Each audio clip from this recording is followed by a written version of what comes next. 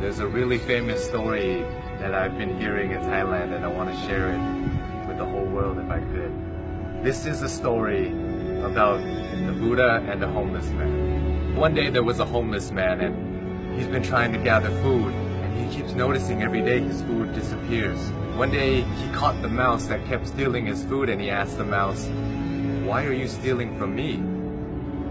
I'm a homeless man. You can steal from richer people than me and it won't have any effect on them." The mouse then told the homeless man, "It's in your destiny that you can only have 8 items in your possession. No matter how much you beg, no matter how much you gather, this is all you'll be able to have." The homeless man was shocked and said, "Why is that my destiny?" And the mouse said, "I don't know. You should try and ask the Buddha."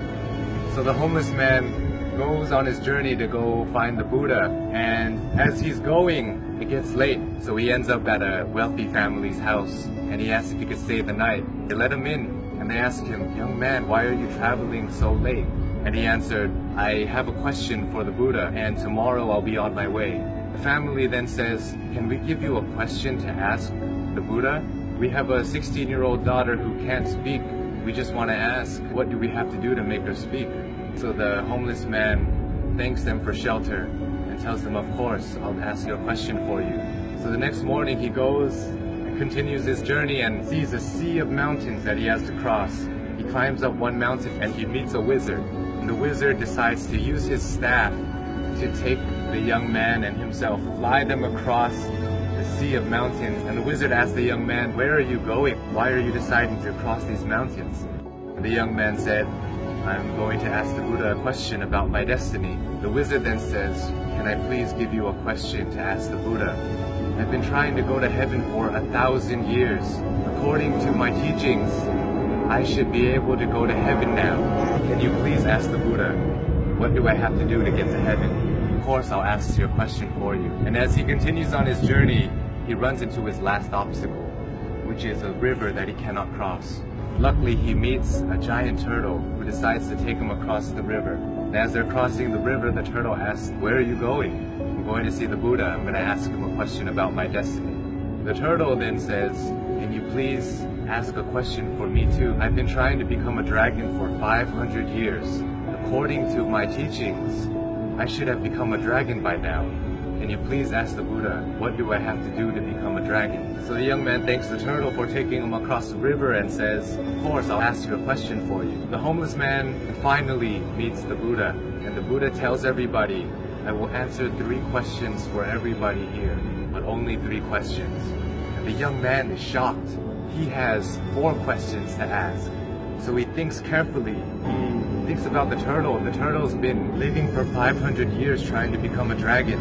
The wizard has been living for 1,000 years trying to get to heaven. And that young girl is going to have to live her whole life being unable to speak. And then he looks at himself and he says, "I'm just a homeless beggar. I can just go back home and continue begging." So as he looks at everybody else's problems, his problem suddenly seems so small. So he feels sorry for the turtle, the wizard, and the young girl, and decides to ask all of their questions. So he asks the Buddha, and the Buddha answers. The turtle is unwilling to leave his shell. As long as he's unwilling to leave the comfort of his shell, he will never become a dragon. The wizard always carries his staff and never puts it down. It acts as an anchor, keeping him from heaven. And as for the girl, she'll be able to speak when she meets her soulmate. So the homeless man bowed to the Buddha and went on his journey back home.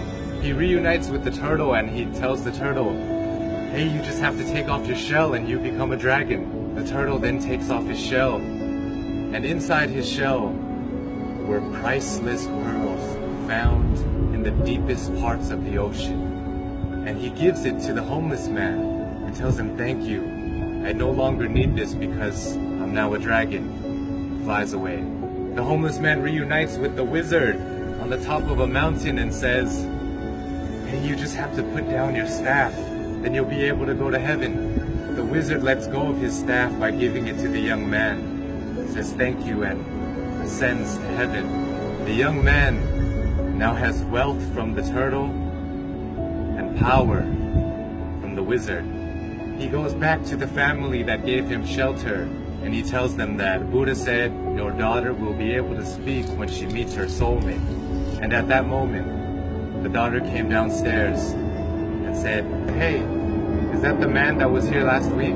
The young girl and the once homeless man have found their soulmate. This story tells us so many things, so many lessons, but for me, I think that sometimes we have to give things in order to get some things. Sometimes if we want to become a dragon, we want to become a lion, we have to be willing to leave behind what makes us most comfortable, what makes us feel most safe.